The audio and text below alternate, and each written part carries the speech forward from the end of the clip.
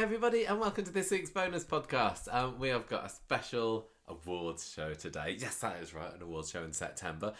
Because I think this is possibly, Gemma, going to be the last thing that's kind of related to our 10th anniversary. We've been really stretching out this 10-year anniversary. I don't think anyone else really cares anymore. No one cares now, everyone's over it. It's okay. I've even taken the logo off on social media and everything. But we were reminded by listener Rebecca just recently that 5 years after the podcast started, or 5 and a bit years, we did a special bonus episode, or a middle section as it was back then, where we pitted the first 5 years worth of Conversation Street Award winners up against each other to see who the ultimate champion was for those 5 years. And we apparently said back in that episode, we need to do this again in 2022 and do the 10-year ultimate awards show. So this is what this is. We're going to be looking at all the awards winners from 2012, the first year of the awards, right up to last year's 2021, and attempting somehow... I don't know how this is going to work, to pick an ultimate winner for the decade. There's a lot of awards to get through. I don't know how quickly we're going to go through each one, and some of them will be probably have more conversation than others. Some of them will be, well, there's an obvious winner, but I don't want to just brush over it. And I think probably what's important is... the fun we had along the way. Yes, that is definitely... No, I'm kind of thinking, like, are we going for, like, personal favourites or importance to the show? Like, for example, in the A-Up Award, is it the most important character out of our winner, or is it our favourite? Now, the one thing that I do think that we need to put up front at the beginning, I suppose, is we're only going to be pitting the 10 winners of each the 10 years against each other. So if again for the A-Up Award, for example, there is another character who we think actually that is a much more important character, they just didn't win that year, tough luck, they can't be in the running here, although they maybe might get an honourable mention afterwards. Okay. So let's get things going with the A-Up Award, and I'm going to have a quick rundown of the first 10 years winners, and then we'll see how we're feeling. So this is the A-Up Award for the best new character. So we're going to be looking to find out who was the best new character between 2012 and 2021. And running them down from 2012, we had Gloria Price, then Sinead. 2013. Yes. Yasmin. 2014. Kathy. 2015. We're in sync here. Daniel. 2016. Shona. 2017. Imran. 2018. Paul. 2019. Sam. 2021. And Daisy. 2021. So, lots of people there who are very, very important to this show that haven't been mentioned. Okay, we've got to do Imran because he's our friend, but he's also dead. I mean... To me, right, just... this is going to take hours unless we get decisive straight off the bat. Well, there's lots that we can obviously get right off there. For example, get rid of Gloria, get rid of Sinead, get rid of Kathy, get rid of Paul, get rid of Sam, get rid of Daisy because she's too new. Soon. I absolutely love Daisy. She's probably my favourite to watch. I was kind of thinking these characters at the moment because some of them are dead. I'm kind of thinking it's between Yasmin, who has been important, Daniel, who's obviously from the Barlow clan, Shona, who's been very consistent in the last 5 years. I don't think I'd love it to be Imran, but I can't in all good conscience. We can't do it. If we're looking at the most kind of crucial, key importance. He's not like, in our lives, but in Coronation Street. He's like 4 years, right? So the nearest one is Shona, who has been in it for 5 years. So we've also got Yasmin. Yasmin's been in it for 8. Yeah, but you don't get what I'm saying. He's the newest person that could be on our shortlist. Yes, that's very, very true. Because he's dead now. He's kind of out. I think I think over the years, although Imran had some great scenes, I can't say that there are any definitive, huge, important, mind-blowing Imran-centric stories. I love this year's stuff, but I hopefully we don't have to justify ourselves any further on that one. If it was favourite characters out of this lot, he'd win hands down. I mean, right. So who we got? Shona, Yasmin, and Daniel. I think who's the most important? Yasmin, or it's got to be Daniel. I love Yasmin. She's gone off the boil. I love Shona, but I didn't like her for a few years because I thought she was a bit dull. Yeah, I mean, Shona is kind of what's the word? Disclaimer, I have had a glass of wine. So I'm not pulling any punches, even though if I did land one, it would be quite pathetic. Shona is the young matriarch of the Team Platt at the moment. If she had been consistently, as she is now, for the whole time she'd been in it, I would vote for her over Daniel, but I think she's come into her own after she was shot in a box, and I absolutely think she's irreplaceable at the moment. And interestingly, I would flip that with Daniel. I thought he had a very strong start. I really enjoyed his storylines. I thought the idea of him being proto mini Ken was fantastic. He had, you know, the heart-wrenching stuff with Sinead, which admittedly I didn't watch a lot of it, but you know, the drama of who pushed Ken and all that kind of stuff. Very strong start. He's dwindled terribly ever since, but because he is such a legacy character, and because it was such a brilliant move to bring in Daniel as the son of Ken, when Kate Oates did, I think I'm going to vote for him to be I think so too. I mean, both the difficulty here is he's the only character here who really shouldn't be on the list because he's not technically a new character from this past decade, is he? Daniel was born back in, what was it, 94 or so, and he was there as a baby, he was there as a kid a few years later, and we were kind of like, oh, well, you know, he's a new incarnation and everything. He's being fully developed as a character, which is why we've had him in the list now. I think he's also had some of the biggest storylines. He's been on, you know, front of the TV magazines. He's headlined, I mean, particularly the Sinead cancer storyline, but also being a big player in the Who Pushed Ken, for example, where Shona, I still think she's waiting for that big Shona story. You know, you got your mega leading ladies of Coronation Street, like you know, your Jane Dansons, your Shelley King recently, your Ali Kings and everything. But I don't feel like Shona's been given the chance yet to have that truly shining story, you know? I do agree, yeah.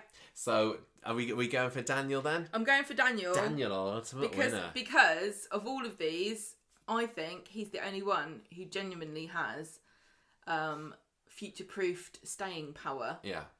And I do like the character, but you're right, he has gone off the ball a bit. Think about all these characters: Gloria, Sinead, Yasmin, Kathy, Daniel, Shona, Imran, Paul, Sam, Daisy. Love the vast majority of these. The actors and actresses, absolutely fantastic. But I think that a lot of these characters, were they the actors to leave, I don't know that they would bother recasting. They would recast Daniel. So they just want to have, Daniel needs to be in the show. From the perspective of simply character and the heritage of the character, Daniel, superior. Let's just have a quick look before we move on to the next award at any honourable mentions. So people that didn't get voted as any A-up winners, but are a very important character in the show. I mean, straight away, I think that Phelan would be in there. Phelan would never won the A-up award. Yeah, to stay, very, very important. The A-up award really always goes to a character that makes a really, really strong first impression. And a lot of these people that didn't get in are slow burners, or people who got cast for seemingly minor roles that then, because of their incredible talent and charisma, those roles snowballed into something incredibly significant, because of the collaboration between the writers and the actor. Yeah. So, like, for example, Abby, I can't believe that she didn't do. Well, I can believe she didn't win in her first year, because that first autumn that she was in, she was only in a few episodes, wasn't she? Even something like Gemma, love her or hate her, she's been a really key player in Coronation Street. But she was introduced as an incredibly minor, sidekick goon. She wasn't she, to Callum? Yeah. I think Tim could be in with a shout. Maybe not from Gemma. And even actually Nina is one to watch for the future. I mean, she had a huge year last year. Been a bit quieter this year. What year was she introduced in? 2019, I would say. So she went up against Paul and Paul won. Or maybe it was 2020. I don't remember what year she came in. No. But we picked somebody else over her. The viewers, the listeners picked. Oh yeah, that's the other thing. It's not just us that picked these. That's right, it's not my fault. The only one that we did, 2012, we didn't have a public vote for that year, so we chose Gloria as the A-up award winner. But from 2013 onwards, it's been us and a huge listening voting base as well. So Daniel is our ultimate A-up award winner for Best Newcomer of Conversation Street Run. Next up, flipping the coin, Gemma, the Terrar Award. Give us a quick rundown. Who have been our Terrar Award winners in the past decade? I can't believe that we've been going for so long that our first Terrar Award winner was actually 2012's Becky. Can you believe that we were podcasting when Becky was still in the show? Well, no, she really can't. She left in, I'm going to say February, March of 2012 before we started. But yeah, she was freshly gone. We could still smell that scent of Becky in the air as we started the podcast. Cigarettes, alcohol, and really bad perfume. 2013, Lewis. 2014, Hayley. 2015, Cal and Maddie. That was funny. That is a joint one. Well, together in the fire, isn't it? Seems like a bit of a... They're not the only ones. Kylie, 2017, Andy and Vinny, 2018, Aiden, 2019, Rana, 2020, Jeff, and 2021, Seb. Now this one's going to be a lot harder, I think, if we're looking for like the most memorable, shall we say, exit of the past decade. Well, many of them just quickly dead here. Becky was fantastic. I think one of the best exits for a character that didn't die or have a kind of incredibly bombastic... Off on a plane. Yeah. Lewis, he came back, so it doesn't really count. Hayley, yeah, I mean, tragic. That Lewis exit was the perfect, what was it? Cocktail Goodbye, thingy. Whatever. Is Italian Bellini. for lovers DJ. Yeah, that was just that delicious. Was ace. Hayley, now that was very, very tragic, and she was such a key character. She's probably the most important character on this list, I would say, even over Becky. Callum, Maddie, that was a fun and stunt-filled episode. Mm-hmm. Kylie, again, another really good, heart-wrenching, stabbing in the street, tragic, big exit. Andy and Vinny, again, dark, controversial, real turn. There from good guy Pat Phelan into murderer Aiden. Now that was the story that really put Coronation Street in the newspapers. Mm-hmm. Again, hit the press because of I guess more controversy. Even though I think that it was the right thing to do. Mm-hmm. Rana, that was criticised heavily because of the kill your gays trope. Because Kate and Ron are in a relationship and they never got to see happiness together. And who can say that justice was served? Nobody. Jeff, pecked to death. Not how they envisioned the end of that character. No, still cropping up. He is, yeah. Even in 2022. Just seen him recently, haven't we? And Seb, again, another issues-based storyline that hit the headlines. I mean, ones here that I think we'd have to just take off. Probably Becky... As great an exit as it was, I don't think, like, memorable-wise, it's up there with the rest. Lewis, again, that was good, but maybe it's just, these in were all, time. Can I just say, I stand behind all of these So do choices. I. I think these are all really strong. excellent. I mean, Jeff in 2020 feels like maybe the weakest at the moment. Climbing on the roof, bit of a fire, falling off. I think I'm almost disappointed by what it wasn't, because it couldn't have been because of COVID. It was because of COVID.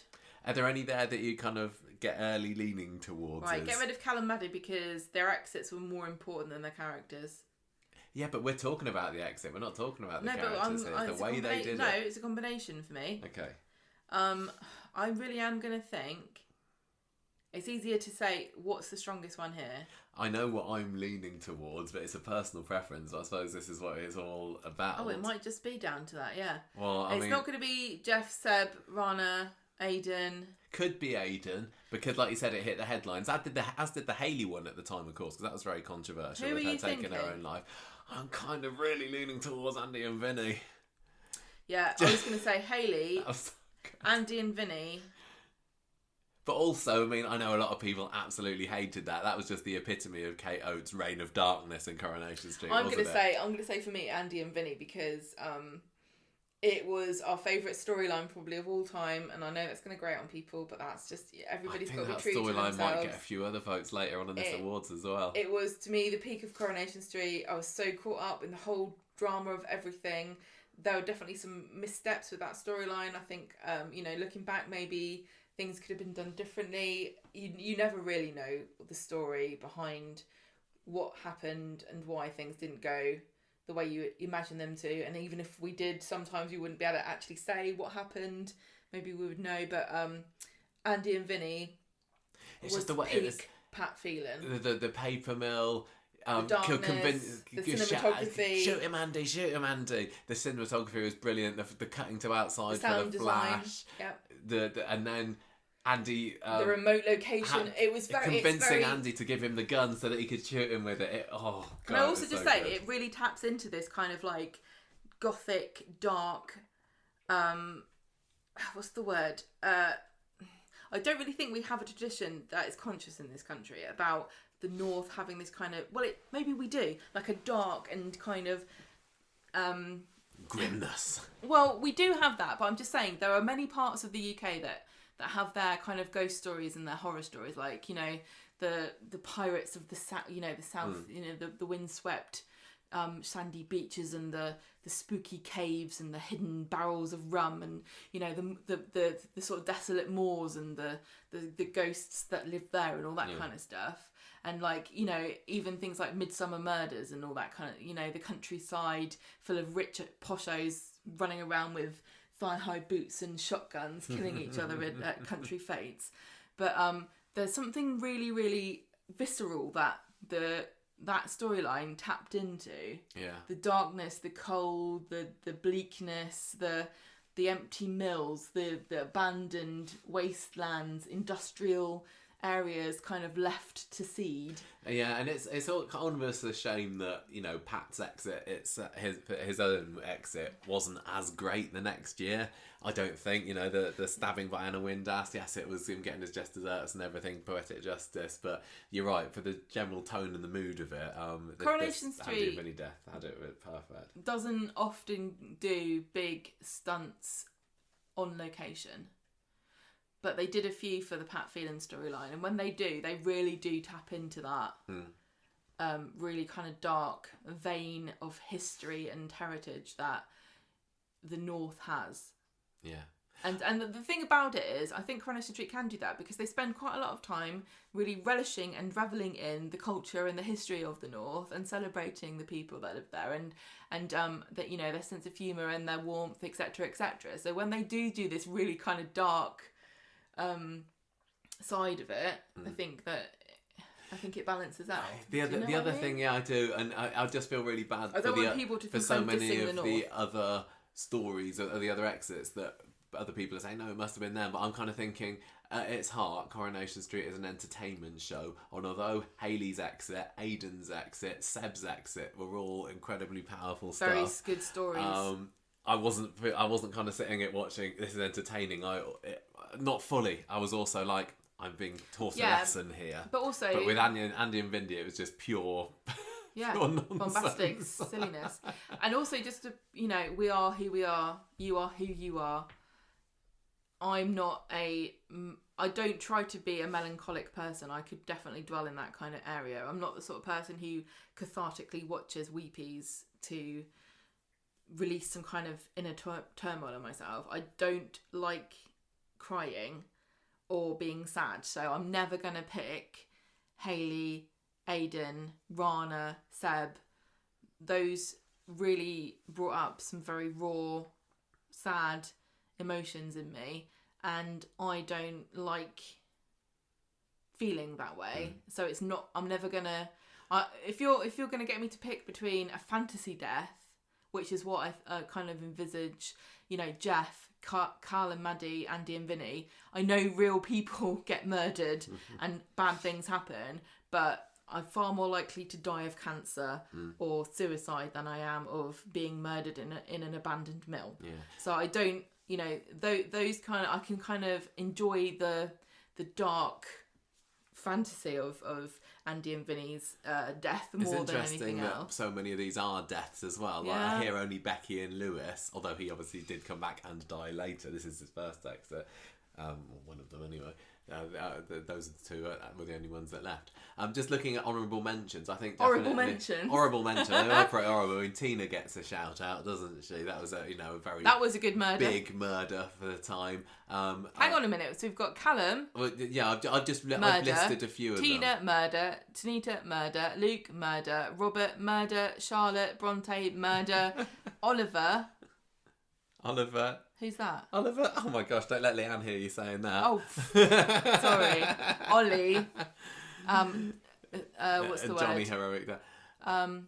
Illness, and then Johnny drowning. Yeah, so most of those are murders. Yeah, mostly. I mean, again, there are other ones that other people could have picked. Those ones these are possible honourable mention. Yeah, but also these are our favourites. So we're not going to pick somebody that goes off in a taxi for the 2-hour exit. So these are all the most dramatic exits. Yeah.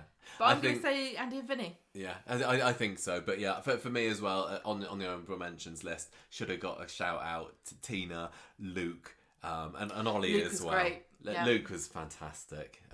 Anyway, Top. Well, Johnny also for the Yeah, stunt. I love Johnny's exit. Yes, Coronation Street. Who could forget? So, top lass award now. So we got top lass and then top lad. So this is going to be the most important, the biggest, most worthy winner of the best female character of the past decade. And starting with 2012, we've got Kirsty Soames. Then we've got Hayley in 2013. Then we got a couple of years where Carla won it. Then Sarah, Eva, Jenny, Emma, Yasmin, and most recently Abby who won it in 2021. So which of these characters do you think epitomises the past decade in Coronation Street the best? Because I could say that, our favourite characters on that list, Jenny and Abby, does that mean that they most deserving of the award here? Because both of those are, the second half of the decade. Do we want someone who's because Abby wasn't even in it. No, I mean, Abby's been in it for 5 years or so now. Jenny just, recently came back in the grand scheme of things. Jenny's been in the show for a good, 7 or 8 years now, but I can't help feeling that they've kind of pushed her to the sidelines a little bit too much, that's what which is they've done with tragic Carla. considering that she's landlady of the Rover's Return. I don't think that Carla should get a shout out here. It should be in the running, sorry. I mean, she's a mega character, but I would say that the first decade of the 2000s was really her peak, and it's been a bit of a sad decline since then. Somebody like, Sarah's not going to get it, is she? Eva, as much as I love her, no. It's to Emma's me, it's too new. Yeah, Kirsty was a villain. To me, it's between Abby, Jenny, and Hayley? well, maybe it's just that. No, Who they are you can't even be saying? Hayley. No, I think that's who I'm thinking of. Who are you saying? No, I was going to say Hayley actually, but actually no, it can't be because she was dead within the first couple of years of the podcast. That's fine. So in my head, it's between Abby and Jenny. I don't. I think you're dismissing Hayley too fast because she is a iconic Coronation Street character. Oh gosh, yeah, of course she is. But it was the late 90s and all throughout the 2000s that she was most at her peak. By the time, if she died, I can't remember, was it early 2014 or so? So maybe 2013 was when she was going through the cancer. But can I just point out that you're kind of comparing a character who was in it in a massive way for the previous 2 decades versus a character that's only ever even been in the show for 5 years versus Jenny, who's had 2 quite significant stints. So those 3 characters are incredibly different just from the perspective of the heritage on the street. Preference again. I mean, who are you leaning towards the most out of those 3? This is an incredibly difficult decision to make because we all know that Abby is a really fantastic character. She came in with a bang. From our perspective, because as soon as she was on the show we thought she was a fantastic actress and the character was not supposed to, I don't think was supposed to be a long-term person, so she's kind of evolved. I mean, then you've got Jenny, who is a cracking character. She's landlady, she's got the back history there, she's got the relationship with Rita. She's like Abby can do the comedy and the drama perfectly. Fantastic actress. I wouldn't say they've given Jenny as good a storylines as they have Abby, just because Abby's had some really kind of heart-wrenching stuff. But I would say too that Abby, I think, has suffered from Les Miserables syndrome. Yeah. Of being thrown everything at her to make her cry. Yeah. And I would say that Jenny's probably had more B stories than Abby has had. Abby's been she's been on the front of the TV guides a heck of a lot more than Jenny, despite the fact that Jenny's been in the show longer than her. More staying power, and does that heritage add up to? And it's also a case of when I think of this past 10 years, do I think of Jenny as being the leading lady more, or is it Abby out of these nominees? I think I probably have more. Like when you think of Abby, she's had some really cool kick-ass moments, like saving everybody, saving the quads, saving the factory people, etc., etc. That's really been fun. The bit where she walks away from the car blowing up when she's getting her revenge on Ray, that was all great. But if you think to Jenny, she's had a bit more of a varied time, hasn't she? She's had so many really fun... She's dangled babies. Yeah, she's stitched knickers. Dodged trams. She's trapped Tracy in a she's had a biker wedding. She's got drunk on many an occasion. She's been stuck in a sewer with Shona. Ridden on a motorbike in a wedding dress. I said that. Oh, did you? Sorry. She's had a wedding at Atelier where she like put all of her favourite ideas. She's gone from cleaner to landlady. Yeah, exactly. She has become the Rover's landlady. She's a bit of a Coronation Street archetype of, you know, diamond in the rough sort of, and she's still got stories going on now. Whereas I think Abby's gone off the burner a little bit. Yeah. You know, rightfully so, because she's been very much in the forefront. You know, if I was to look at like a graph of Abby versus Jenny, it might be that Jenny and Abby have had a similar amount of excitement, but Abby's might have been up and down a bit more, whereas Jenny's just been consistent. And more spread out a bit. Should we go Jenny? I think Jenny, she's the landlady of the Rovers, you know, that is a very significant character. Yeah. And, you know, Abby did ruin Imran and get him killed. I know. So I can't really forgive her for that. Try not to get the personal preference in there. It's for the good of the show. But, you know, also she's a fantastic performer, but so is Sally Ann Matthews. It really is difficult. I think this is probably one of the most difficult categories because all of these characters we picked, and I think we almost always had a similar idea to the public vote. I can't really remember being annoyed that much about people. I think I'm gonna go Jenny. Yeah, just because Abby's newer. More people have got sick of Abby. I'm not saying, you know, that's the other thing as well. There's been a bit of Abby overkill. I've not minded in the slightest, but I know lots of other people have, and I'm not seeing quite the same criticism levelled at how they've used Jenny in the show. Jenny's been in it longer. Jenny's got the backstory and heritage. Jenny is the landlady. Yeah, she's awesome. Right I love down in the bottom She's of my heart, funny. I'm thinking I wish they'd give her a big story. She needs an A story. She really does. She needs a long-lasting A story. But she's had some really cracking ones. She really has. She really has. And now we got Daisy on the scene as well, haven't Love we? her. Just a few other honourable mentions, people that haven't won the award, but I mean, maybe deserve a shout out. Sally has been consistently good over the past decade, hasn't she? Sally Metcalf. Yeah, and you know, from all the counsellor stuff and to the mayoral stuff to the relationship with Tim, which is definitely. Well, she's also one of the longest running cast members now. Oh yeah, for sure. The Sally and Tim relationship everybody loves. So she's just not quite made it a top lass any year. Tracy as well, maybe gone off the boil a bit, but I think she's been, in my head, fairly solid. I just want to say Tracy versus Carla was a bit iffy. Tracy's lost at the moment. Yeah. Tracy's character has kind of been diminished. I know, it's a real shame what's going on with her at the moment. Her edges have been knocked off to accommodate various plots that have, I think, not been as important as maintaining the integrity of her character, but that's just me. Yeah. Deirdre, another really amazing character. Really sad that she was taken away from us before we were all ready to say goodbye. Yeah. Toya, love her. Gotta give Toya a shout out. You gotta give her a shout out. Don't think that she deserves the ultimate, even if she was up there on the 1 year's worth. Evelyn, amazing. And Shona, again, absolutely grown on me. I love her so much. I think she's brilliant. Leanne, Debbie, she's so great with her earrings. Loving Debbie. And Nina. I think, Leanne is always, you know, reliable, isn't she, in stories. I'm going to say, if you're going to give this to people for wardrobe reasons only, it's got to be between Debbie and Nina. I think you're right. Although Liz actually could also have got a shout out, couldn't she, for wardrobe? She's not in it anymore. Doesn't matter. Top lad. Go on. This is like obvious. I feel like this is a foregone conclusion. Well, maybe. Here. I think it's going to be a 2-horse race. Okay, right. So 2012 we start, and then we go through for 10 years. I'm going to trust you can count. Tyrone, David, Peter, David, Pat, David, Roy. So we've got 2-time winner for David. We've got 4-time winner for David. No, 5-time winner for David. 5. He's won half of the last 50%. Decade. And is he grateful? Not at all. But that's why we like him. We got a video from Jack P. Shepherd a few years ago. Pat's won it twice. And then you got Tyrone, Peter, and Roy. I mean, that's fine.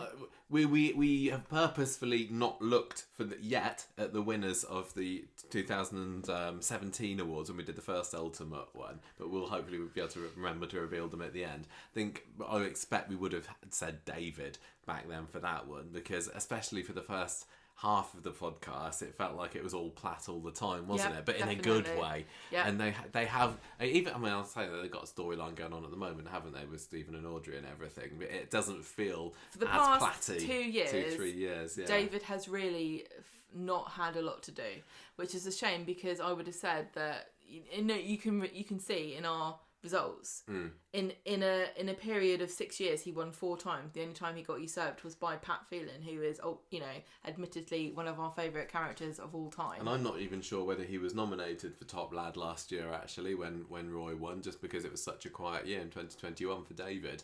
But I still think, for me, it's going to be between Pat and David. As brilliant a character as Roy is, he's certainly had massive quiet periods, hasn't he? And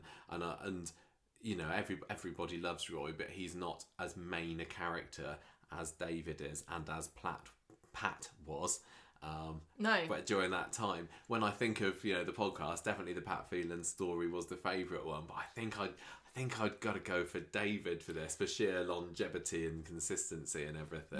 We've praised, I've said before, I think Jack P. Shepherd is an incredible actor. I think David is one of the most fascinating characters in fiction, and that sounds ridiculous, and I know that people are going to be rolling their eyes at this, but I genuinely do think that he is fascinating. He is one of these characters that is kind of unprecedented, really, in fiction, in that you've seen him grow up. But you've seen his story. Who would have thought that, in the very early 2000s, late 90s, that this unassuming little boy, yeah, I know, before the recast of Jack P. Shepherd, would go on to be talked about in this manner. He could easily be Corrie's leading man. Yeah, the reason that David is such a great character is because of Jack P. Shepherd, and also because of the history of the character. You can't really separate the two. No. You couldn't recast David. I think Jack P. Shepherd is amazing.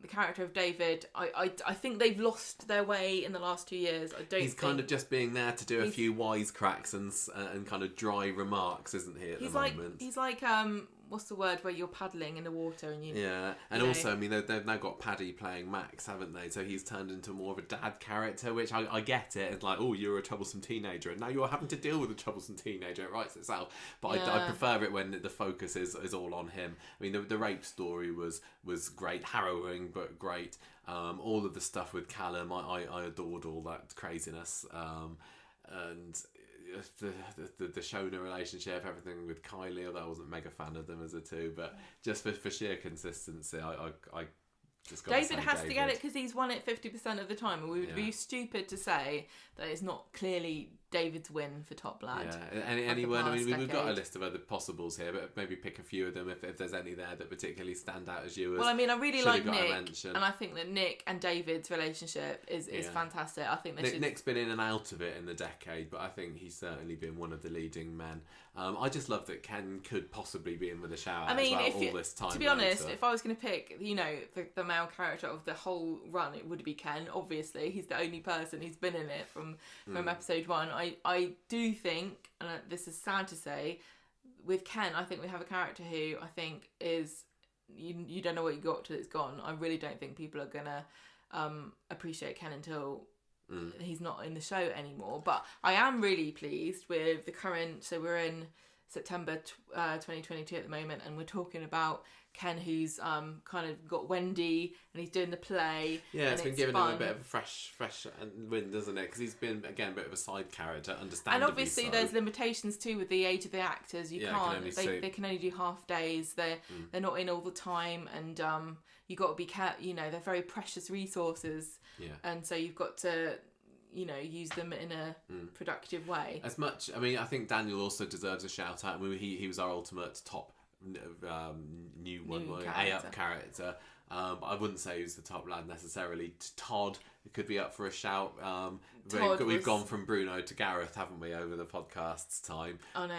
And who'd have thought that would work, but it did. Honestly, they could be two different characters, really, for how they're played. And even though he's by far my favourite character, I think Gary has been very important over the past decade. He's by far your favourite character? No, he's by far not one of my favourite characters, but by far, one of the he's top lads of the decade. You know what, right? You know in the Saw movies, where they go and then you show somebody walking around and doing all this stuff, you're like, hey, that guy's been shaded this whole time and he's basically the architect of everything that's gone wrong on the street. That's Gary. I mean, he has only been shady for about 3 or 4 years now, but he's the meddling force of evil that's been working against everybody all the time in the background.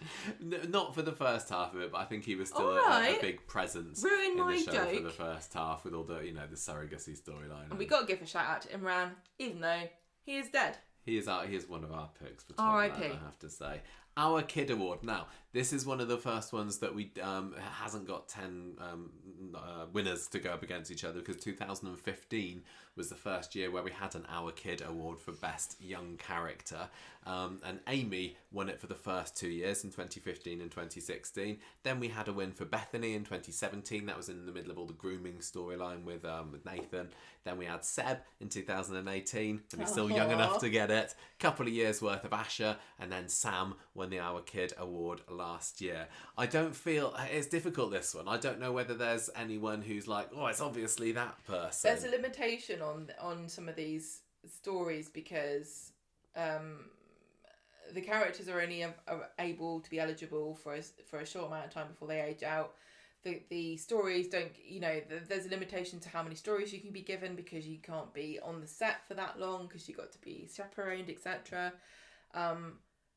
I'm going to be controversial here, and I'm going to say that I think Kelly should be in consideration, even though she never actually won. She's there for the honourable mentions, but she's not allowed to be in there for the ultimate. I don't think that's right.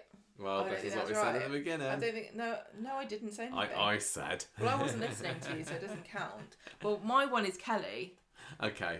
Well, you can have Kelly as your main honourable mention. I think that out of the winners, if we're just putting the winners up against each other, I kind of am erring towards Amy. I think she was stronger maybe in the 2015-16, but now she's grown up. Can I make a distinction, though, between...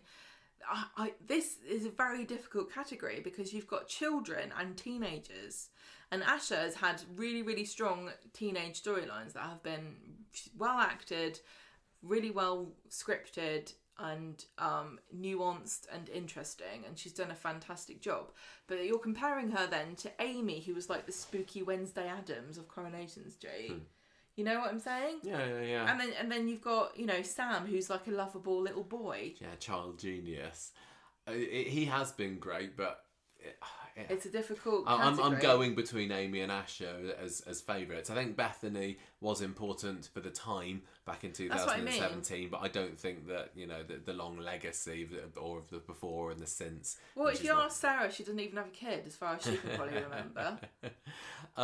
Asha's been a great one for some of the issue storylines, hasn't she? Like the skin lightening story and the flashing your bits online story. If you can only have people that have been nominated, it's Asha versus Amy, because I'm proud of both of them, and I have got no reason to be, because I don't really know them in person. You're not their mum. I'm not their mum, but I'm really proud of how they've transitioned a very difficult period in their careers of going from a child actor to being an adult character. And Asha has been a bit of a revelation, hasn't she? Yeah. I mean, we knew right from the start of the podcast that Elle Mulvaney was cracking, and she's got a great future. They didn't give Asha a lot to do. No, they didn't. Not until the skin lightening. Yet Tanisha Corrie has played her for almost as long as Elle has been in the role of Amy. But it's a very rare example of a nondescript young character blossoming into a fantastic young adult. I was just going to say it's very rare also for an actor to transition and for a character to not get recast, and it really is no bad reflection on some of the people who have chosen to not continue or not been selected to continue, because there's a period at which you have to decide, you know, am I going to carry on with my education or am I going to stay in the show? And I don't know how you would make that choice. It's an incredibly difficult choice to make. But I think that Amy and Asha, both interesting characters. They've got really good heritage on the street. They've got great backgrounds of storylines. They've handled everything that's been thrown at them. I'm going to say that I think, just based on what's been given to them, that Asha edges it out. I think she just edges it out, but it's so close. But it's because I don't think that Amy's been given as much to do as Asha. Like, Asha's had a couple of really, really major storylines. Yeah, whereas Amy's biggest storyline that I can think of is the pregnancy storyline, which was a bit of a flop, wasn't it? Yeah, I didn't really think that. She's been a great foil to Tracy, and yes, a wisecracker, and you know, she's been just more the funny stuff. Her current stuff with Jacob's really sweet and everything, but minimal. Yeah. But Asha has felt like more of a main character. So yeah, as a breakout choice, our kid Asha gets it. But you're absolutely right. Huge props to Kelly for what she's done, of what Millie's done with Kelly over the past few years, and actually RD as well. I mean, another revelation and an example of when recast goes right. Yeah. A bit of a shout out to Hope as well. To be honest, I would never pick her only because I don't love Hope as much as lots of other people Hope's seem one of these to. Bella's great, but she's like a cult figure, isn't she? She is. I just don't think that she's as amazing as everyone else seems to make out. I think it's, I don't know. She gets crazy things to do, lots of arson and there's a lot left stuff. In her. She's just I'm a young child. I'm very interested to see how she turns out. Same as with she gets Ruby. older. I don't know what's going to happen with those two. Well, I mean, a couple of years ago, I mean, Ruby's never had a big story, but she's definitely gone down in my estimation as a character a whole lot. She's plummeted, and Summer as well. I mean, you know. Speaking of characters that aren't as... This is a celebration of stuff that's cool. So I really... Summer with her robots, really cute. And, you know, Ruby, she had some absolutely amazing like side eyes and she's been great. It was just like off that... but not, what was that BBC programme where the kids all ad-libbed everything? I know what you mean. Outnumbered. Yeah, you kind of got those vibes from... I can't remember. What's the ad? Is it Macy's? Is it Macy's who plays Ruby? I can't remember. Why are you asking performance. Me? But so there we go. So there we go. Asha wins. Asha. Right, wrong on award. I mean, this doesn't require any conversation. Honestly, obviously does it's Pat Phelan. Obviously the winner is Pat Phelan, but let's give some shout outs to the second placers. And really, it's quite funny to go back to 2012 and remember that Frank, Factory Frank, was our villain of the year in 2012. He got bumped off fairly early in 2012, didn't he? I know, but it just really goes to show you how long the podcast has been going. Yeah. That Frank was there, and then you got Kirsty. So is it my turn? Is it your turn? Carry on. Sorry, I really thought it was Don't mine. let me stop you. Kirsty, and then Pat, and then we had Callum, and then 3 years of Pat, 2 years of Jeff, and then Corrie last year. Jeff. I mean, it's sorry. Jeff was. Jeff is great. Jeff probably might be a very strong contender if it wasn't for Pat. He would be lots of people's choice. Not just because of how evil he was, but the fact that he keeps coming back in Yasmin's dreams, and I just really think that's a fantastic device. I don't know that he's going to come back again, but I'd never expected him to come back, you know, a few weeks ago. So yeah. I think that's great. I think that he was played really well. He was absolutely vile and despicable, made your skin crawl, and right from the beginning, when you were kind of supposed to maybe like him, he made your skin crawl as well, which just went to show how valiant Bartholomew was. It's really difficult to make an issues-based storyline make a villain out of that character. Yeah, because the whole thing about villains is they are the bombastic, fantastical. They're supposed to be like pantomime. Yeah, exactly. And I think some people would certainly say that about Pat, that he was a bit too pantomime and moustache twirly. But they managed kept on coming back from the dead. I know. But they managed to make Jeff into a completely believable, issues-based character that also was incredibly villainous and scary. And you know, that bit where he, you know, him and Yasmin with the bottle and the knife and stuff, fantastic. And I just always think of the magic box scene with Jeff as well. Honestly, the one take really when he calls for a pitch afterwards or whatever it was. Yeah, it was sad that the ending wasn't as. Yeah.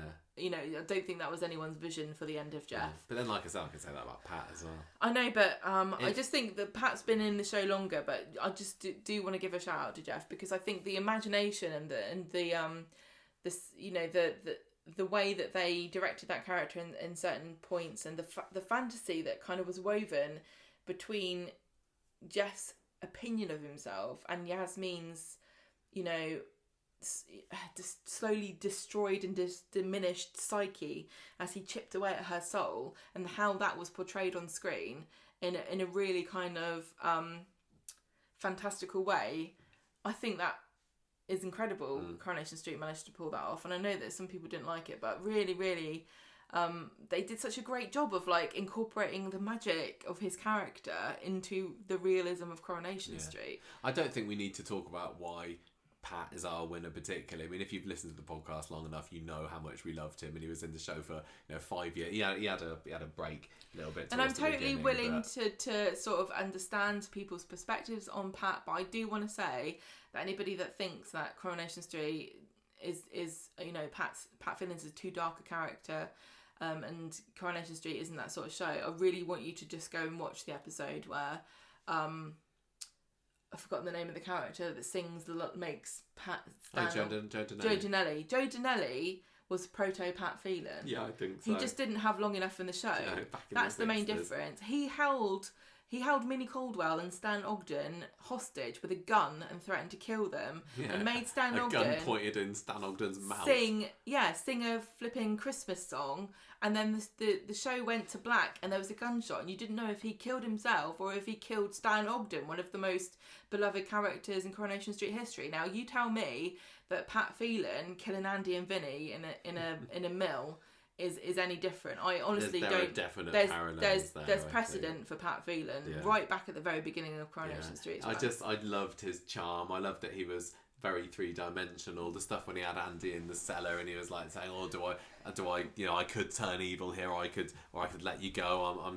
I'm weighing up the situation," kind of thing. And he eventually he took a life after so long of not wanting to take a life, and then we got the story about, you know, watching that rabbit die when he was watching Michael die. He was just fantastic. The thing that makes Coronation Street villains so much better than almost any other show is that they are created in front of your very eyes over a series of mishaps, misunderstandings, bad fortune, bad reactions. You watch Pat Phelan descend into like a really kind of unsavoury, seedy arsehole kind of a guy, into a serial murderer, and almost every single other serial killer or villain on Coronation Street has had the same story. Oh yeah, well, Richard has, and he does get spoken about in the same breath as Richard, which just goes to show how important he was. Yeah, that's what I mean. That's why I think Coronation Street villains have got an appeal all of their very own. I mean, Callum and Kirsty and Frank and Corrie to some extent were great, but they just had not the same height on the podium as these two. And some other honourable mentions I'd like to say. I'd like to give Lewis a shout out as the gentleman villain of the 2010s. He's just great. Yeah, he's like just as likely to steal your knickers as he is to steal your cash. Todd, can you count him as a villain again? I just wanted to have another shout out for Todd because I love him. And also Granny Spellman represent. I thought that she was ace as just a really despicable old woman, but sadly didn't get a huge number of episodes under her belt. She must be dead now. I don't know. She didn't seem to send Summer an 18th birthday card recently. I know that we are still waiting to find out what happened to Hilda. Yes. But can we also get a canon ending for Granny Spellman, please? Just so you know she's not going to jump out of an alley and judge you. 3 gay dads! What? What would you think of 3 gay dads? She would not be happy. Not happy. Okay, Flaming Nora, Gemma. I mean, this is another one that's like, who's going to win this one? This feels to me like the sexiest female award where we really need to retire it, I think.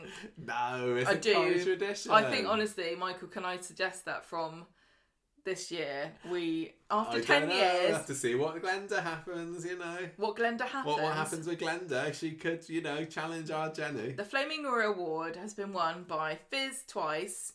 Then we gave it to Craig. And then from 2015 onwards, it was just won by Jenny over and over again. I mean, there's no How contest, many is that? Is there? Seven wins for Jenny. I mean, I honestly think that she's got some great competition this year from Glenda if they step up a gear and give her a lot more to do in the last few months of the year, because Joji Preller has come in with a huge splash and everybody I can't uncrown Jenny. I just can't do it. I think it should be called the Jenny Connor Award for best redhead. And she just gets redheads, she just gets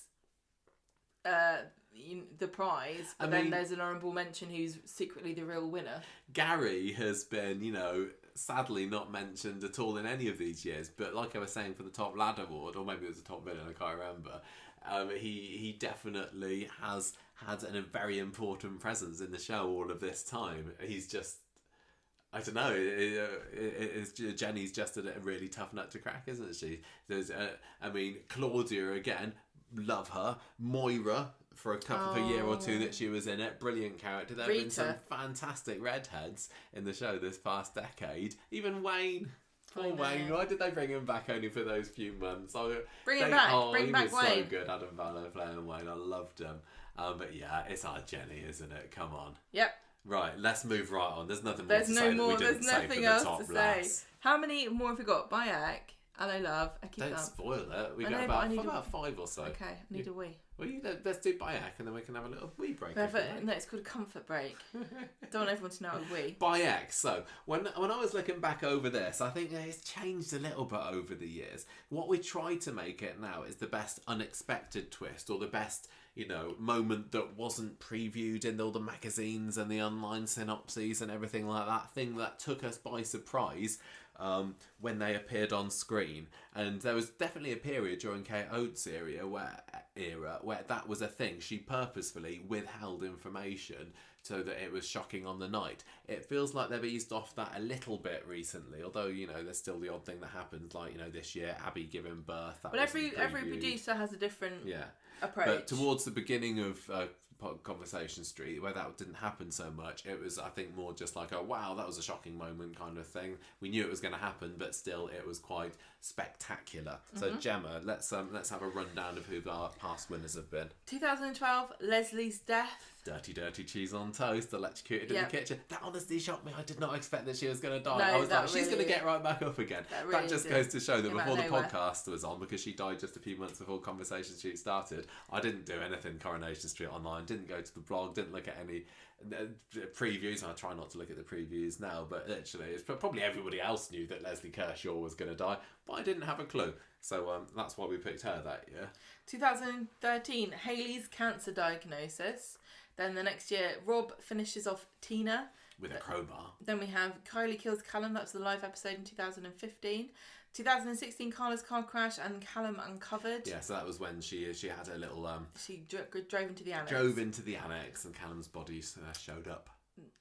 Andy and Vinny's deaths in the mill. We've already mentioned that. We have. Pat kills Luke was the year following that. Then 2019, we have Gary kills Rick in the woods, in the Greg Woods. 2020, Michael and Grace aren't Tiana's parents. That was shocking. And then 2021, Seb being killed the fact by that Kelly. Because when that storyline was advertised, it was Which told one? that there was going to be an attack, Seb. Okay. But I don't think it was widely known. It was only a year and a half ago. I know. But I don't think it was widely known that Harry Vizzanoni would be exiting the programme. I could say executed. In a way, on screen.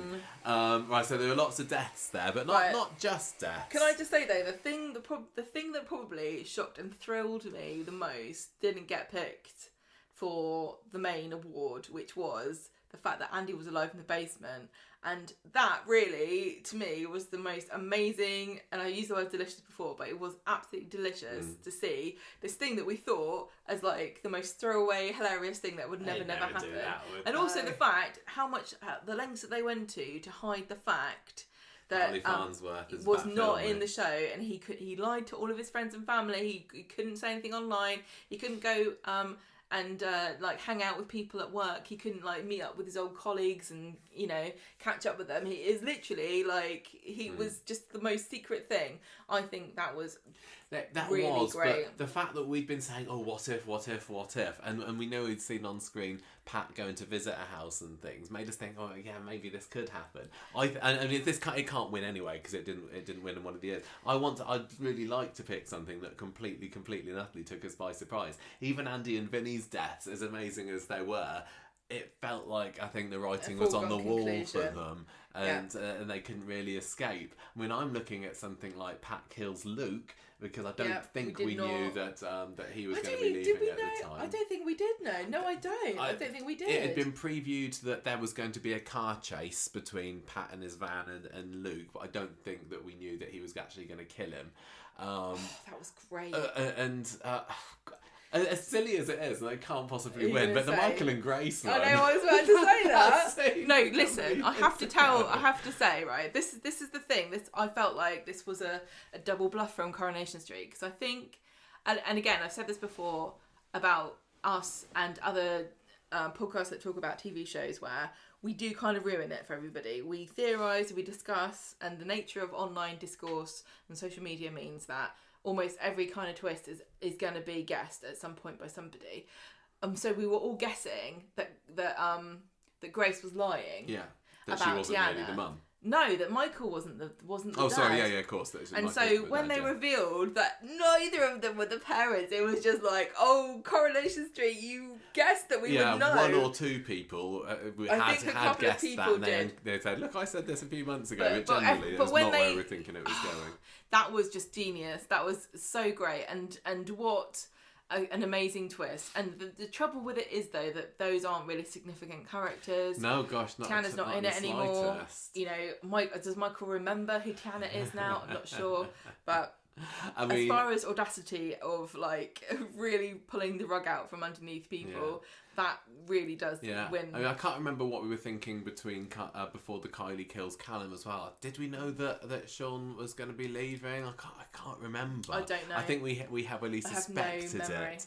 It's so long ago. I mean, I think the Pat kills Luke one is really high up there. Yeah.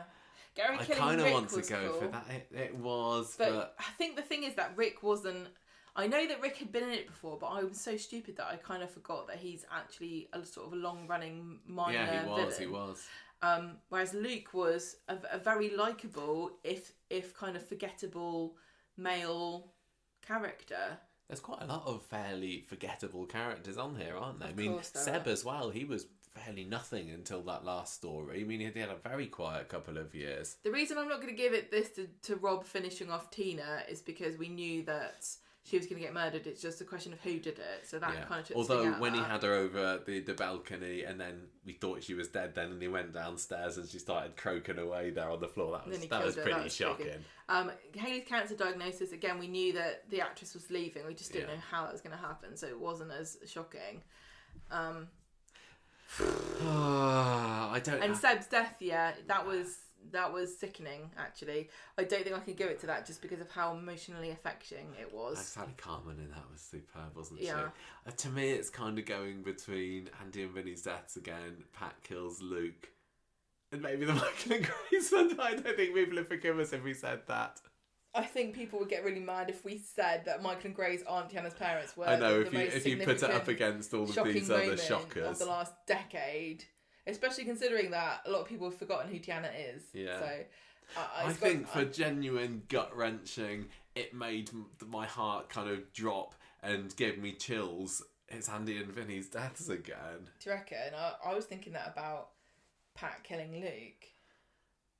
I can picture myself. I know where I was. I literally remember watching Andy and Vinny's deaths, and you were away somewhere in London, and I was watching it on my own, and my jaw had dropped. I don't remember watching Pat kills Luke, but I know that it was an important one.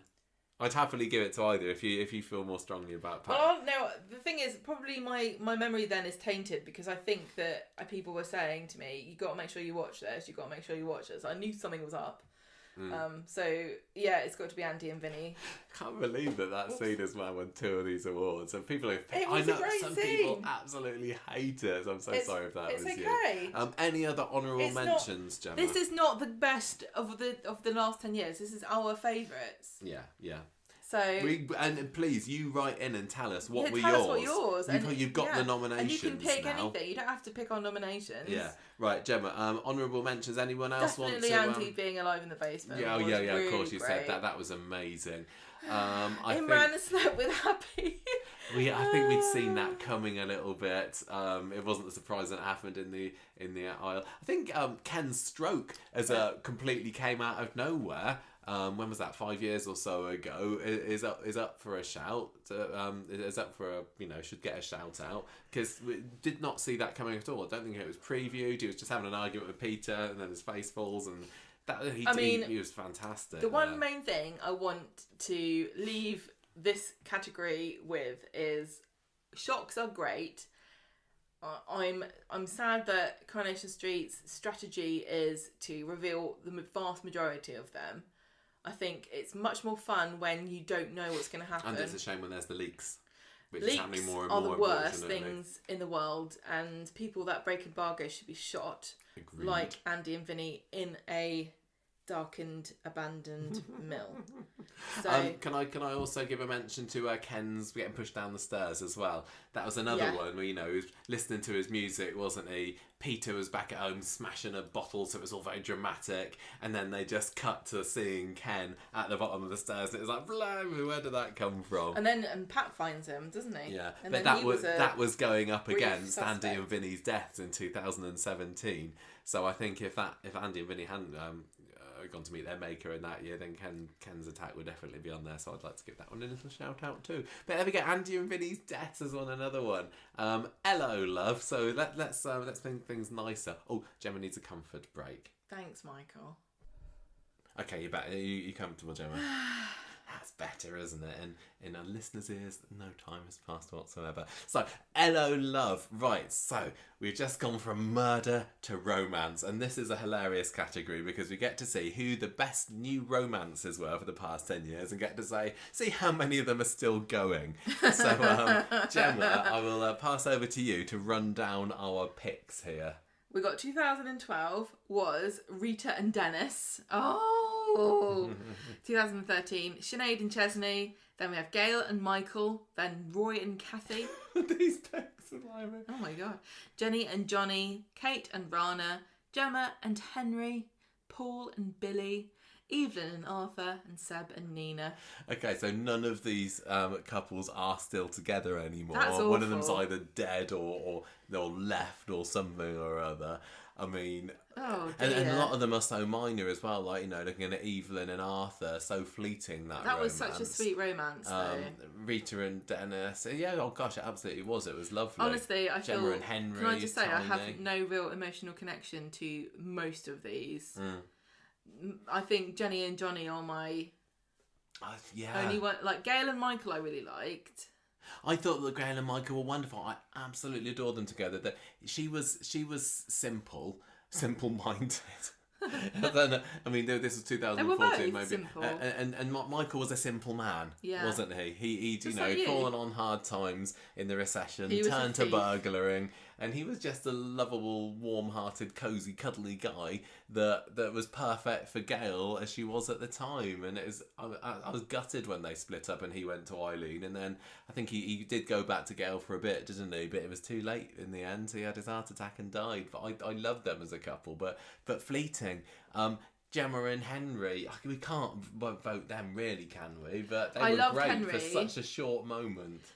The contrast between the two was really great, and it was obviously played for comedy value, but it was one of the most lively couplings that we've had for I'd say it was the most fascinating of all of these. Oh gosh, yeah, they were the most fun. Yeah, they were fun. Yeah. Although Jenny and Johnny certainly had their moments as well. Jenny and Johnny, I would say, wins my vote because it was a proper romance. They had ups and downs. They fell in and out of love. Yeah, and we saw the progress, wasn't it? It wasn't just sexy straight away. It was, her as the cleaner and getting a bit flirty behind the sewing machines. I thought maybe it did get sexy quite quickly, but it felt very, very real. And when we saw Jenny, they were friends as well as when we saw Jenny get married to Johnny, and she was so excited, I absolutely felt that and believed it. It was so and she was saying, "I do," in the hospital, and it was a real shame what happened to it in the end. And yes, we got an extra year or two of Johnny than we would have got thanks to COVID. It was protracted, I will give it that, but I think that is one of the few, and I said this before, it's one of the few romance stories that it genuinely feels like a story of its own. Yeah, and it had a beginning, a middle, and an end. Certainly had an end. And a lot of these just feel like functions of story or plot for plot purposes, and that's fine. Coronation Street has to have that too, but I feel like you could write up Jenny and Johnny's romance in a book, whereas a lot of these, could you really? I don't know. Yeah, some of them are silly, some of them are overblown. Some of them, it feels like they don't have anything in common whatsoever. They just got shoved together. Sinead and Chesney did seem suited to each other back in the day. They're both dull as ditch water. No, Evelyn he had a bit more going for him back then, and Sinead was quite kooky. Evelyn and Arthur had a great story too, but it was that's more of a short story than a same with Seb and Nina. They were wonderful for about 3 weeks, and then he got kicked to death. Not by Kelly, though. Age-old story. Kate and Rana, I suppose if you're looking at ones that epitomise the 10 years of the podcast, that was certainly one of the most talked about romances, wasn't it? I think that some corners of Coronation Street fandom seem to take it a little bit too far.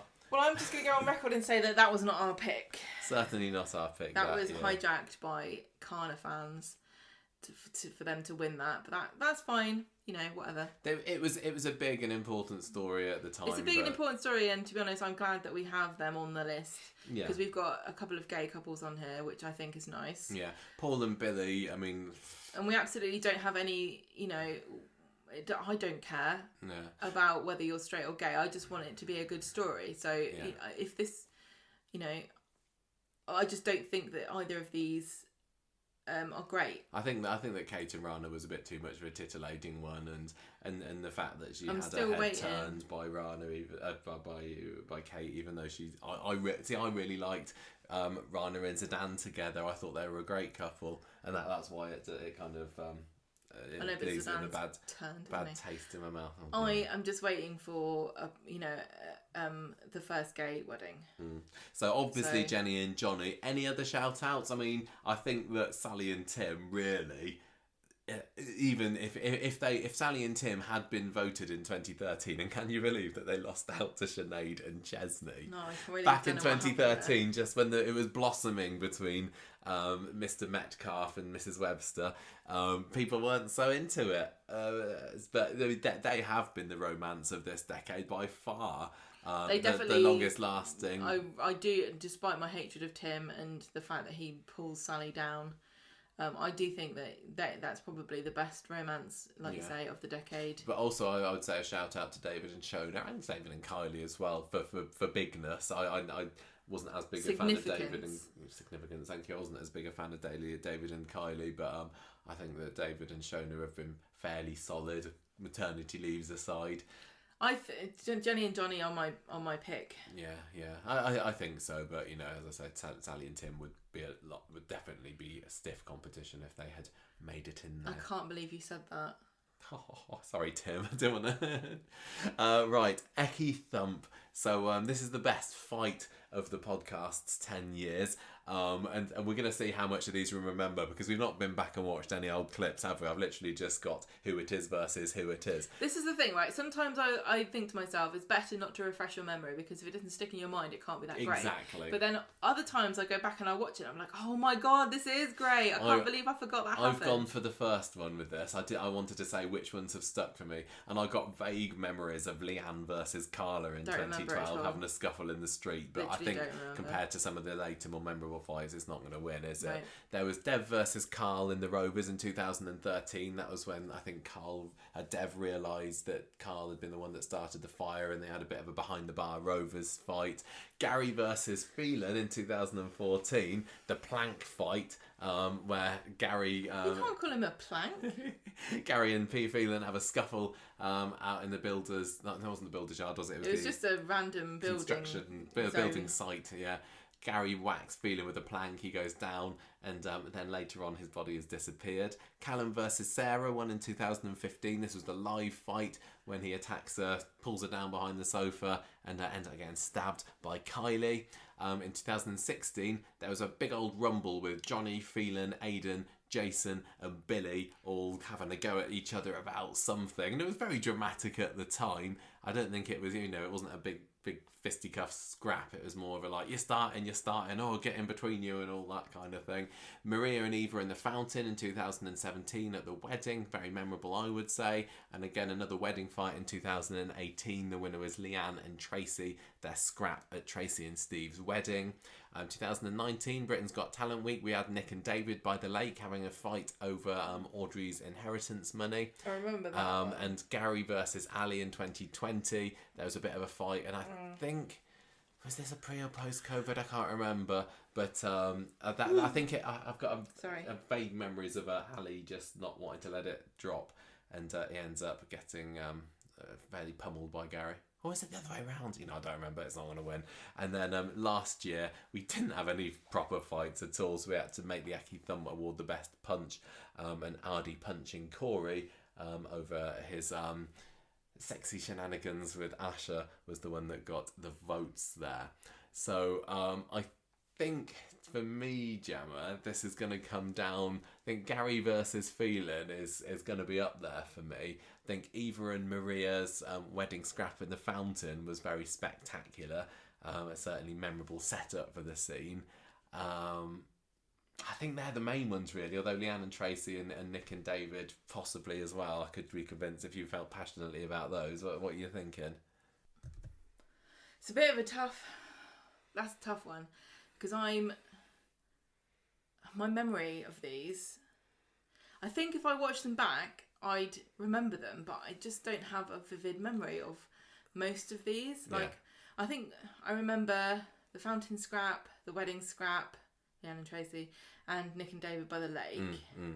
You remember the Gary versus Phelan one as well, don't you? Yeah, I remember that one. The falling over. That's why to me they've stuck in my head. Like, oh, where'd he go?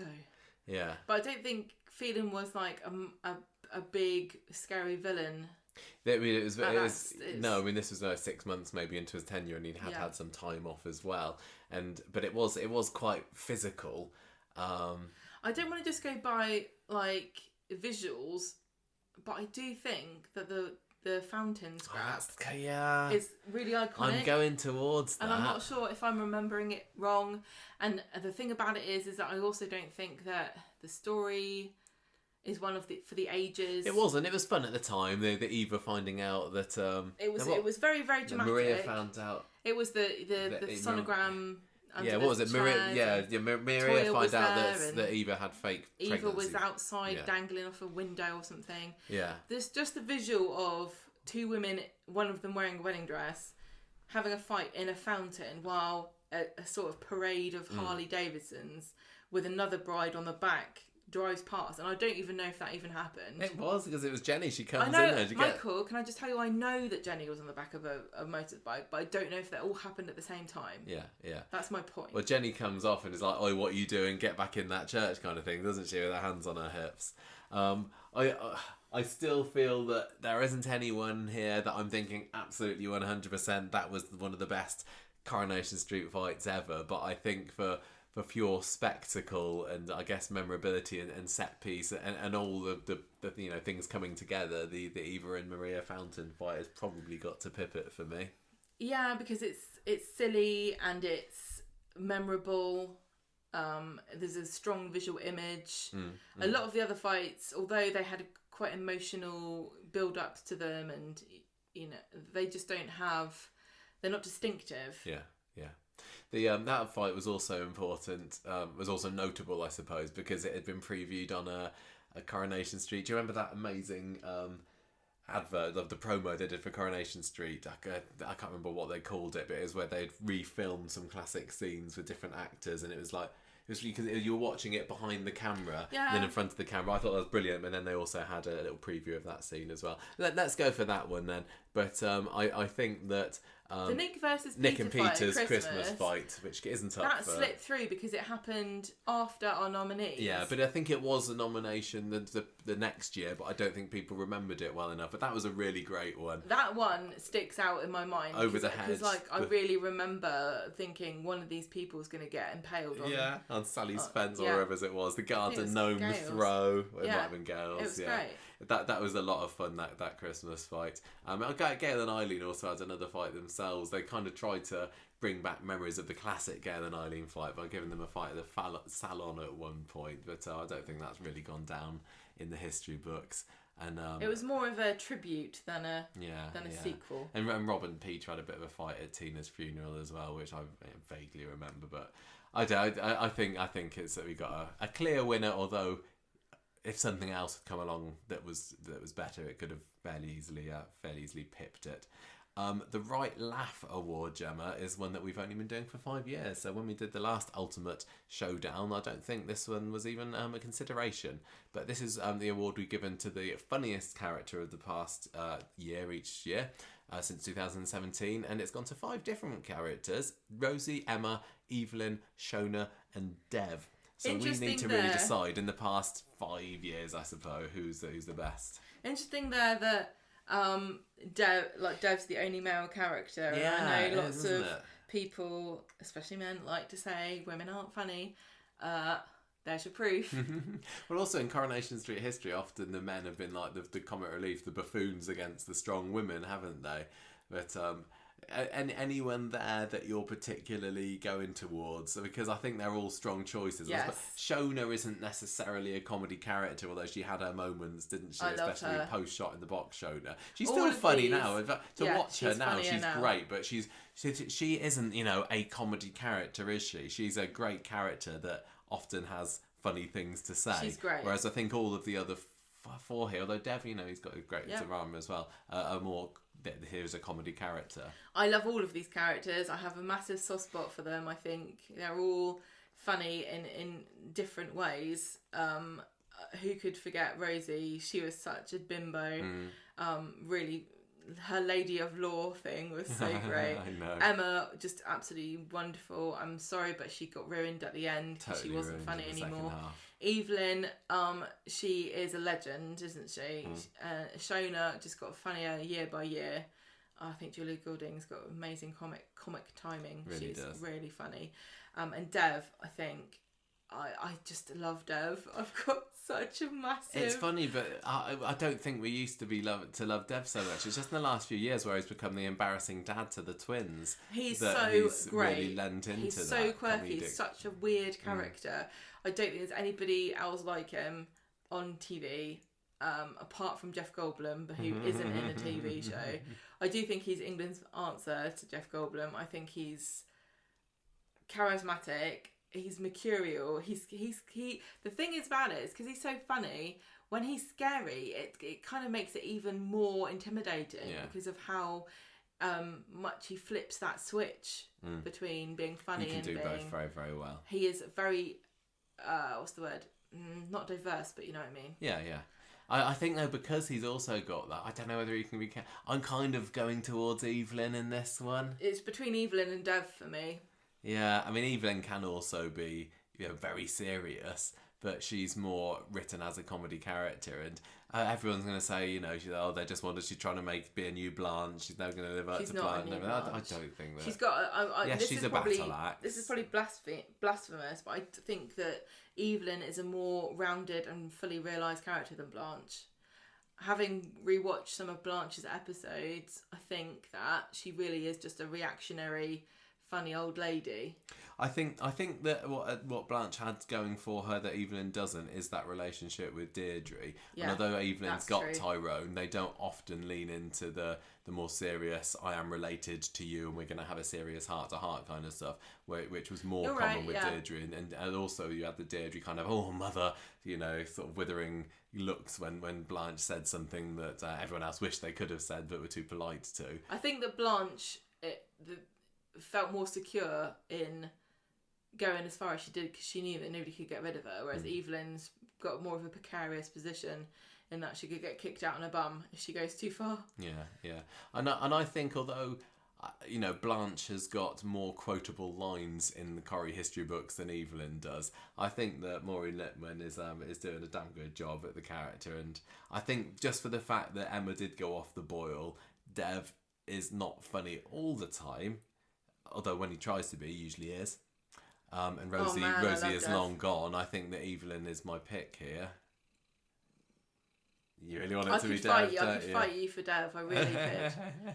But I know that I think that people would be mad if I picked Dev over Evelyn because I think Evelyn's a safer choice. And she is fantastic. She's brilliant. Maureen Lipman is a legendary performer. Some people don't like her and some people still don't like to...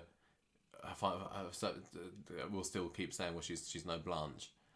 Well, can I just say Blanche is no Una Sharples? there are lots of different sort of women that fall into that archetype of being a battle axe, but they all had different things about them that made them stand out in a different way. Yeah. Okay, well, Evelyn's our pick for the ultimate Right Laugh Award winner from the past 5 years then. But any honourable mentions? Anyone that didn't get voted over the years that you'd like to give a quick shout out to? I love Debbie because she's like a panto character who just wandered off stage into real life. Mimi was fabulous. I don't think we're going to see her again. No. Really like Bernie. I want to say like Moira as well for the year or so that we had her was just Moira sublime. Could really have been a much more significant character. It's a shame that she's not in it anymore. Sally as well. I mean, she has been fairly consistently funny. I mean, since they decided, I think it's been, she had a bit of a boost when Rosie started going to secondary school and she became the pushy mum. But then again with the council stuff, that was a start of a renaissance of comedy Sally, really. And to have her bumbling romance with Tim is she's a very solid choice. I think a lot of people might be surprised to know that Sally was not a comic character for the vast majority. No, not at all. Of her tenure on Coronation Street. She was just a serious, like, sexy lady who got cheated on or cheated with. Well, she was just a kind of mum. She was just a mumsy mum for quite a long time, or the young filly that Kevin hangs around with right at the end of the 80s. So I think it's quite fascinating to see her develop. Yeah, over the past 15 years or so. Henry is always going to have a space in my heart for being a foppish, toffee idiot. With his Uber Doobers. Didn't even get 50 episodes under his belt. That is the travesty of the last 5 years of Coronation Street. And also David as well. I mean, he's got a certain sense of humour that's very dark and dry and sarcastic, and he's always gets the delivery of those there's those dry lines just perfectly, doesn't he? He's like a dream to write for, because he's going to do a fantastic job, I would imagine. So I think from the honourable mentions, the strongest choices here, and that should have got an award at some point, is Sally and David, but I mean, Mary is in our honourable mentions, and she's actually won an award, hasn't she? Or she got nominated. Oh yeah, Patty Clare has won actual awards that you can put on your mantelpiece, not like the Conversation Street Awards. And also with Gemma as well. I mean, she think what you like about her now, but there was a definite time before she got lumbered with Chesney when she was a really funny character, I thought. Yeah. But I don't think that the way that she's gone at the moment, we can really have her that much in the running now. Finally, Gemma. Finally, category. We have got the That's Champion Award, where we're going to see, can we find out of all the top storylines of the past 10 years on the podcast, which is the ultimate one to define that period. So, in 2012, it was the domestic abuse story with Tyrone and Kirsty that got our vote. Following year, we had Hayley's cancer battle and Roy's breakdown and everything kind of cropper. Tina's Murder in 2014, and all the Callum and Platt's bits and bobs and the drugs and shenanigans and murderings and buryings under the annexes and everything in 2015.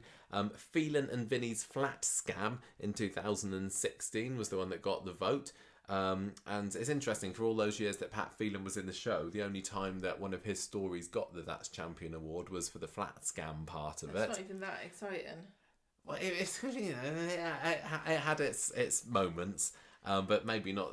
I don't know. Now is not the time. Bethany's grooming in 2017, very, very interesting, because that certainly wouldn't have been my pick of the 2017 That's Championship. Who pushed Ken, and you know, the continuation of the Pat and Vinny and the Andy stuff was all 2017. Can I just say, if it's not obvious to anybody listening, I have such a bad memory. I'm starting to wonder if I've got something wrong with me. 2018, Aiden's suicide and its aftermath. 2019, Sinead's cancer battle. 2020, of course, the coercive control story with Jeff and Yasmin, and last year the hate crime story with Nina, Seb and co was what you voted. So right, well, can I just say, not wishing to be controversial, but some people who voted in this have done bad choices. Do you reckon? The last 4 years, I'm just going to strike through those because they were all depressing. They were depressing, but they were great stories. I mean, the coercive control one was a great 2-year epic story that saw the sad decline of Yasmin under evil Jeff. These are the sort of people that think Titanic was a great film. Or Forrest Gump. I knew you'd say Forrest Gump. I need to remind... I saw on the way back from school today, I was stuck behind a car, and on the back windscreen wiper, or just behind the back windscreen wiper, there was Forrest Gump in his vest, and on the back windscreen wiper it was a hand. So when the when they go, you know, he's like it's when he's on his boat going, "Hi there, Bubba," or whatever. Yeah. Anyway, everyone knows the best film of all time was The Three Musketeers. So. You don't want to vote for any of those then? No. Even though they were very strong stories. Remember, this isn't a personal preference. What do you mean? It is the Did I say it? I think you said it. I think I might have to do a mini bleep there. I hope I remember. We said at the beginning, it's not about our personal picks. It's about the ones that we think. You don't remember anything. never mind what happened in Coronations 5 years ago. I did not agree to this. You shouldn't have been looking on your phone while I was setting out the rules. I'm busy. Here. I'm a busy woman. Well, what are you thinking? It's not going to be the suicide battle because I didn't even watch it. The suicide battle. Sorry, the cancer. The cancer battle. Sinead's cancer battle. It's not that because I didn't watch it. No, you turned that one off. And I think, looking back on it, I don't think that's I don't want to diminish the importance of these storylines because they were very important issues-based storylines, but I just don't think that I enjoyed them. And also I'm going to throw in Bethany's grooming as well. You want to talk to me about dark and gritty and depressing. The last 5 years of That's Champion has been a litany of sadness and misery. I feel I'm watching This Morning. It does get the the people, the bums on seats and the people putting their tweets out and then the great performances out of the actors, doesn't it? It's all about who can produce the most tears in these ones.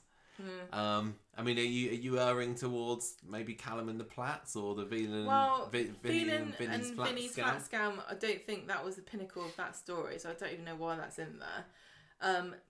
It's gonna be Tina's Murder or Callum versus the Platts for me because, like I said before, the more fantastical side, the big A storylines, the sort of the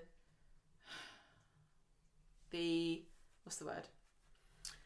The kind of stunt-driven things I find a bit more exciting and a bit more... Again, I'm going to say fantastical. I don't know anyone who's thankfully been murdered. I've never been involved in crime. None of this sort of touches my life. Whereas all the other stuff feels maybe a bit too close to home for me to really, really enjoy it. So because it feels so outlandish... to me, I found it more entertaining. I liked the whodunitness of the Tina's Murder. I liked the live episode where Callum got bumped off. I mean, the Callum and the Platts was a real epic for that year, wasn't it?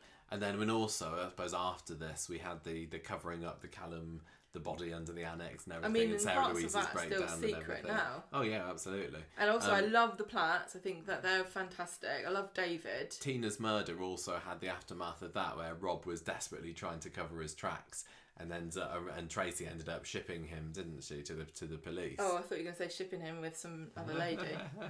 Yeah, I mean, if it's between those two, I would say Callum and the Platts. Yeah, me too. Although if I'm trying to put sadness aside, I mean I'm always glad because I think some of the bigger, most powerful storylines were probably the Bethany's grooming, the Aidan suicide, the coercive control. I'm going to defer to you. I don't think I should be in charge of. No, it's fine. This. We'll go with Callum and the Platts. Although the general Phelan saga to me is better than all of this. Yeah, which it didn't get voted for. But then it was one of these storylines that was in so many different bits, wasn't it? So many different bits. Well, yeah, so many parts. Like there was the flats bit of it. There was the dead bodies bit of it. There was everything. If I'm going to say, and over the last 10 years, what have I really enjoyed watching? I'm going to say everything to do with Pat Phelan, all the stuff with Ken and the Barlows, and the stuff with Callum and the Platts. Yeah, I think so. I would agree. Like all the stuff with Ken, I think was fantastic. Daniel coming back, the intrigue of who was visiting him in hospital, all that kind of stuff. All the Barlows accusing each other of doing it. I thought that was great, and it was a fantastic way of revitalising a family which had been very much neglected up to that point. Because, like we said, it was the Platt show, and I love the Platts. I think they're great. So okay, well I'll give it to we'll give it to the Platts. Callum and the Platts. I'll happily give it to that. I'm sure that other people would have different opinions on that one, but I just they don't need remember, to do a podcast for 10 years if they want to have it official. I just don't remember the last 5 years. The coercive control stuff was great. I will say that. I thought that was great. I thought, like I said before, when we were talking about Jeff and his exit, about how they really pushed the boundaries of what you can accept in a show that is a very grounded in reality, like Coronation Street. The way that they did lots of different camera tricks and having him turn back up as a sort of ghost/dream. I think that's phenomenal. Yeah, it's been great. Some really strong choices there. But also, I mean, if I was going to go look at some of the honourable mentions, definitely the Who pushed Ken was amazing. Ollie's death and all the lead up to that gets a shout out, but obviously also very sad, but some amazing work from Jane Danson in that one. And also, I kind of thought that the stuff with Lewis was a lot of fun as well. Yeah, it was. Okay, well there we have it. We're lucky to have had some fantastic things to pick from, really. Yeah, absolutely. Even though I was down on them, I wouldn't have selected those myself. But that's the point of the awards, is that it's not just down to us; it's down to these idiots. Don't call our voters idiots. They're lovely. Okay, it's time to find out what we voted in 5 years ago. So I'm just going to load up this message that Rebecca sent to us the other day about it. So 5 years ago, A Up we gave to Yasmin. Interesting. And who did we pick this time? I can't There's forget no already. point in asking me. An hour ago that we did that. A Up we gave to Daniel back then. And Daniel was a potential candidate back then, but I suppose he'd only just come into it a few months beforehand. Top Lad we gave to David, same again. Top Lass Carla we picked back then. So Jenny this year, the last 5 years later. Of Carla's been floundering. Yeah. And I think even Carla fans will say the same thing. It's not that she's a bad character, it's that she's been a bit neglected. Yeah, not been given the right material. Flaming Nora we gave to Jenny 5 years ago, and Wrong and Pat. I think that the same as before. A Tara we said, interesting, a tie between Lewis and Becky. This time we went for Annie and Vinny, which hadn't happened. Andy and Vinny, which obviously hadn't happened at that point. And I think that definitely outclasses those exits. Eki Thump, Gary versus Phelan, and Callum versus Sarah. We couldn't decide which one we wanted to give to it back Seems then. like you were a lot more lenient when you were younger. Yeah, maybe. Bayek was Carla crashes the car and discovers Callum's body. And also Rob finishes Tina off. Maybe it was one of us picked one and one of us picked the other. I don't know.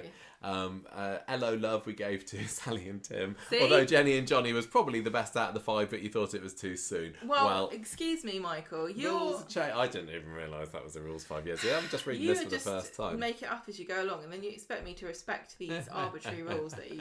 And the That's Champion award, then we gave to Callum versus the Platt. So that cemented that one, I think. Yeah. We also had an Ultimate Bobbins award back then, because we haven't had the Bobbins award since, because they were turned into their own separate thing. But Tim Can't Read and Izzy's Cannabis were the most Bobbins storylines of those those first 5 years of the podcast anyway. So there we have it. That is our, what's the word? Ultimate 10-year picks for who should be given the ultimate gold crown, and maybe we'll come back in 5 years. I'm saying getting this on record now in 2027. Are we going to do an ultimate 15 years, or do we refresh again for I think you've mad. for the next 5 years? We did on Patreon. Nancy wrote in with some of her picks as well. She's got Imran down as the A-Up Award ultimate champion for the last 5 years. I think a lot of people look at Imran and say, ew. Hayley was Nancy's top Tara, Jenny the top lass, Pat top lad, Sam our kid, Pat wrong'un, Jenny flaming Nora, and the Pat kills Luke as the Bayek award. Seb's death as well. That was a draw. Hello Love, Jenny says Jenny and Johnny. Eki Thump Leanne versus Carla. Right laugh, Dev, and that's champion the hate crime storyline. Interesting. And top lass, Carla. Oh no, we said that one already. Yeah. Oh well, there we go. Thank you, Nancy. But please, I would really, really love it if a few more people could email this in or put on Facebook or something. This is just a personal preference for the ultimate. But I really, really want to know what you guys think. And thank you to everybody who's voted in the awards over the year. For the past 9 years, it's been open to the public, and we've had hundreds and hundreds of people voting in and casting their votes. So thank you very much, everybody. Ruining it for... I think if you go back and look for what we voted for, we probably gave some of the sad storylines the prizes as well with our own picks. It should be banned. Anyway, that was a lot of fun. So now it's official. Nobody can change it. They are the ultimate. Nobody can change it, but I can misremember what I said and then argue that I didn't actually say anything I just said, which sounds exactly like me. Right. I think it's time to call this a day. That was fun. I really enjoyed that. Good. And thank you, Coronation Street, for providing us with 10 years worth of things to argue about and get mad about and love and hate all the way through. 10 years. And I can't wait to see what comes in the next 10 years, honestly. I know that there's some crazy things that are going to happen this year, and I can only imagine what aliens. It's going to be aliens, Gemma. I can't wait for that. Done it on Hollyoaks. Right, we are going to be back with our normal podcast at the weekend, so look out for that. We'll find out what we think about all the shenanigans with Stephen and co. And that is it. So thank you for listening. Protesting and all sorts going on this week. Yeah, so we'll be talking about that Friday night. See you on Saturday with it. But until then, ta-ra for now from me. Goodbye. Goodbye. And goodbye from Gemma.